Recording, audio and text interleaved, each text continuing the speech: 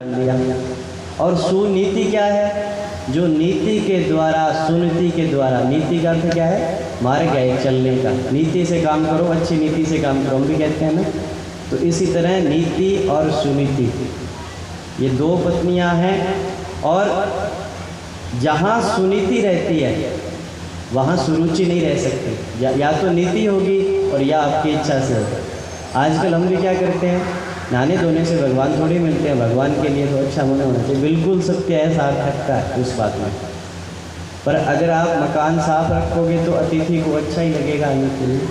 भगवान को अगर आप घर पे आगमन करवा रहे हो तो पहले खुद की शुद्धता तो करो, यही बात है। सुनीति के कौन होते हैं? ध्रुव जैसे बेटा। और सुरुचि जिनके यहाँ है वहाँ उत्तम तो होते हैं। सुनीति मैया के बेटा है ध्रुव जी। आज से ये सबसे भगवान के छोटे भक्त हैं आयु में।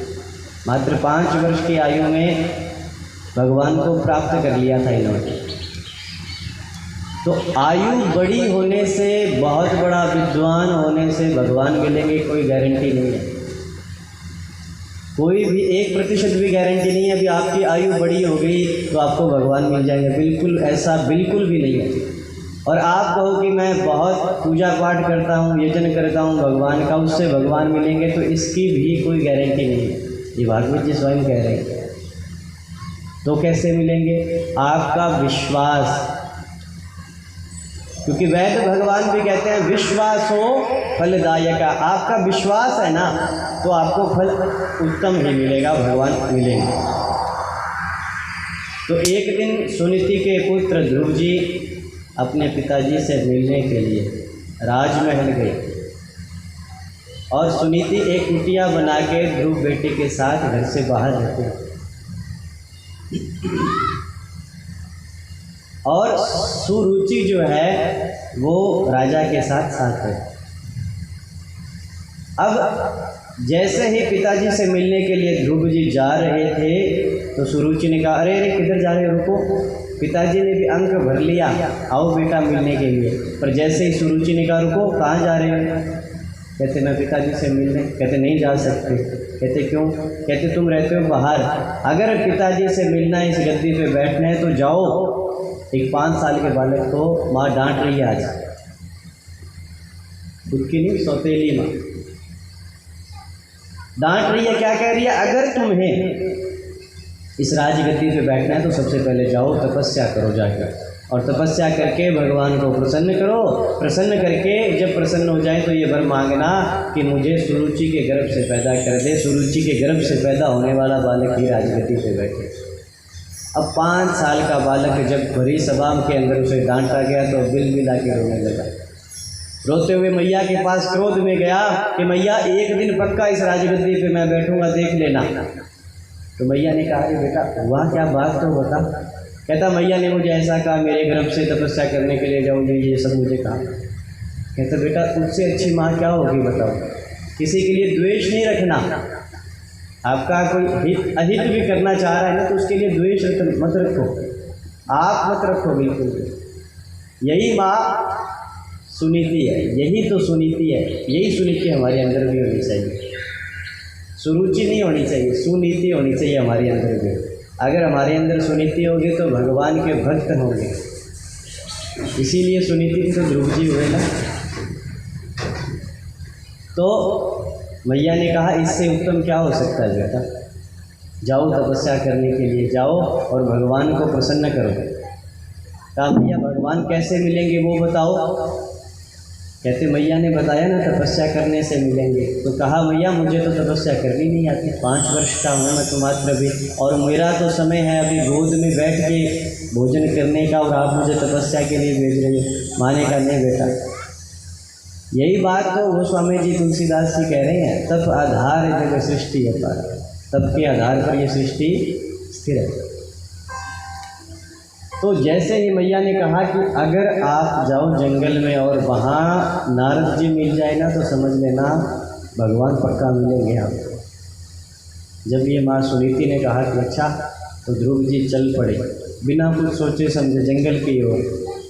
और जंगल में जाके नारद जी जब आते हैं तो कौन सा संकीर्तन करते हुए आते हैं? चलिए तो फिर भाव से पहले थोड़ा सा संकीर्तन कर दीजिए। नारायण श्रीमन नारायण श्रीमन नारायण नारायण नारायण श्रीमन नारायण श्रीमन नारायण नारायण नारायण श्रीमन नारायण श्रीमन नारायण श्रीमन नारायण नारायण नारायण श्रीमन नारायण श्रीमन नारायण श्रीमन नारायण नारायण नारायण भजमन नारायण भजमन नारायण भजमन नारायण नारायण नारायण भजमन नारायण भजमन नारायण भजमन नारायण नारायण नारायण भजमन नारायण नारायण नारायण भजमन नारायण नारायण नारायण हरे हरे नारायण नारायण नारायण हरि हर नारायण नारायण नारायण हरि हरे नारायण नारायण नारायण बोलिए नारायण भगवान की। तो जैसे ही नारद जी को ध्रुव जी ने आते हुए देखा तो ध्रुव जी ने प्रणाम किया नारद जी को। नारद जी ने सोचा कि हाँ, संतों को देखकर बड़ों को देखकर जो व्यक्ति प्रणाम करता है तो इसका अर्थ क्या हुआ, पहली सीढ़ी मजबूत है, संस्कारवान, अच्छे संस्कार है तभी प्रणाम कर पाते। नहीं तो आजकल का प्रणाम घुटनों तक आ गया है। आजकल हम किसी को प्रणाम करते हैं तो कहाँ तक करते हैं, घुटनों तक। ये भी थोड़ा सा ऐसे वहीं से कई बार तो ऐसे सीधा भी होने लग गया आपका। प्रणाम का अर्थ क्या है, प्रणाम का चरण स्पर्श का अर्थ क्या होता है, चरण स्पर्श होना चाहिए। पर माताओं को चरण स्पर्श सिर्फ पति देव के और भगवान के करने चाहिए। अगर आपने किसी को गुरु रूप से धारण किया है तो अलग सार्थकता है उसमें, नहीं तो सीधा जय श्रीमन नारायण, जय श्री राधे सीताराम, राधे श्याम, जय माँ जगदम्बा, आप कुछ भी उच्चारण कीजिए हाथ जोड़ के, वो उत्तम है। और पुरुष वर्ग को चरण स्पर्श करना चाहिए। ये भी एक वैज्ञानिक कारण है, पूरा चरण स्पर्श चरण तक ही क्यों होना चाहिए। विज्ञान के हिसाब से हमारे वेद भगवान तो कहते हैं कि चरणों के अंगूठे के स्पर्श होना चाहिए, वो चरण स्पर्श है। तो हमारी शरीर का जो पूरा एनर्जी फ्लो है वो हमारे लेफ्ट पैर, बाएं पैर के अंदर, और चरण स्पर्श भी बाएं पैर के अंगूठे को करना चाहिए। एनर्जी फ्लो जो है ना बॉडी का, और चरण स्पर्श जब हम करते हैं ना तो हमारा सर उस हाथ के नीचे आ जाना चाहिए। ये अब आप अगर आशीर्वाद की इच्छा रखते हो किसी बड़े बुजुर्ग से, किसी संत से, तो हस्त के द्वारा ही आपको आशीर्वाद देगा। आप खड़े इतना ऊपर हो तो वो आशीर्वाद कहाँ जा रहा है। हम देव शक्ति के द्वारा भी तो देखते हैं ना कि देवताओं के हाथ से एक प्रतिबिंब निकलता है, जो प्रकाश तेज पुंज निकलता है और वो समक्ष आता है। हम भगवान को मंदिर में जाके भी आजकल तो खड़े खड़े प्रणाम कर लें, मूल प्रतिमा नीचे रह जाती है और भगवान